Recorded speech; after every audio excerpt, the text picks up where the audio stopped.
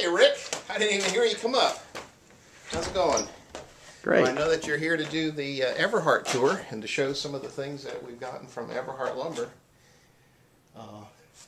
Here we are at our front of the house, and the main feature here of materials we got from Everhart was sassafras. The sassafras siding, if you notice, we didn't want to use just a lap type of siding or vinyl siding or a straight type of siding. This is sassafras from Alabama. They came in on a log truck, just complete round logs, and Everhart trimmed them up. It just put a slice down, and there you can notice how they're layered on the house, and we try to keep a line going across all the way from this door to this door, trying to have some continuity with it, and it gives a nice texture, we think. But what we were trying to do was to build a house that was rustic, that would fit into the Tennessee hillside, use natural materials as much as possible. And we went into Everhart and told them what we wanted to do, and they came up with ideas. They showed us the sassafras. We'd never heard of that. People always ask us, what's sassafras? And what I've been told is a soft hardwood. And we're real glad that we used it. If you can pan around to the garage, you'll see that we used it there too, although you're going to pick up some of our work in progress. We're still doing landscaping now, and we've got a little bit of a mud issue that you have in construction. But over there we used the sassafras on the side and on the front of the big window in the that's the guest house, and on the little dormers, that is pressure treated cedar shingles that are actually used as roofing shingles, and we got those from Everhart too. When we went into Everhart Lumber, we told them we wanted to try to make a house that looked old. We didn't want it to look like it was brand new. We wanted to try to make something that looked like it was here a long time. And we had a real hard time trying to find flooring because everything looked new. And they showed us this flooring that we were standing on here, but it didn't look anything like this when we first looked at it. This is reclaimed barn wood, and they say it's about 100 years old. It's a variety of wood that they took from a barn and put it through their machine and turned it into tongue and groove flooring. And it's a mixture of oak, pecan, hickory, maple. There's various different boards that are mixed in here. And what we wanted to do is we sanded it very lightly so that we wouldn't get rid of all the character. And I don't know if you can see it where you are there, but there are a lot of places in the floor where there's still old saw marks in the flooring.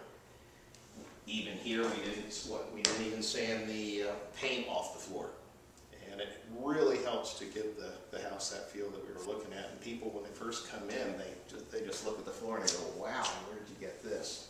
I don't know if anybody else could duplicate it. After we did the floor, we had all these end pieces that we couldn't use, and I didn't want to just use it for firewood. So we ended up putting it up here on this, above this plant shelf. And that is the wood that's not sanded, just with a coat of oil-based poly that's on it. And that's just a little attic space up there. And it just gives it a nice texture. We even used it when we go down and look at the bar, on the bar, and I have more pieces to use. After we did this floor, we went in and said, what can we put on the stair? It was hard to transition this old wood down to our slate floor below, and they said, we have more old wood.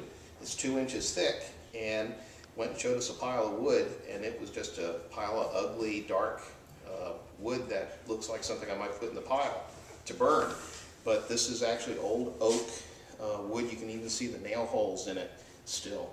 And we put it through a planer and a joiner and made the stair treads. The risers here are out of the old wood, which you'll see in a minute. And we thought we got a really nice effect out of it. Even the handrail is made from the old reclaimed barn wood. Well, here's some of that old oak that I was telling you about. We're still finding uses for it. but you can see it's pretty old looking with nail holes. This is what our stair treads were made of, and this is what the riser material was made of. When we get into the bar, we made an arched door to go into the wine cellar out of this material, and it weighs about 250 pounds. This is the door I was telling you about that we made. This is out of that old barn wood that we did the treads with. And now I'm in my favorite place of the house, the bar. The bar top, I don't know if you can see that there. This is solid hickory. This part here was actually made by two large 12-inch pieces of hickory just put together. As I said, we have the hickory top. The canopy for the glass hangers are made of flooring material, so it was really easy to just put it together because it was tongue and groove, and this came from Everhart with the walnut and the oak alternating. And then we made our glass hangers out of excess flooring material that we had. Want a drink? If we can look down here at the base of the bar, we used the flooring pieces from the flooring upstairs on the side there too to give it more texture. This was flooring I couldn't use. They were end pieces, and I didn't want to throw it away, so we just put it there, and helps to give it that rustic feel that we're looking for.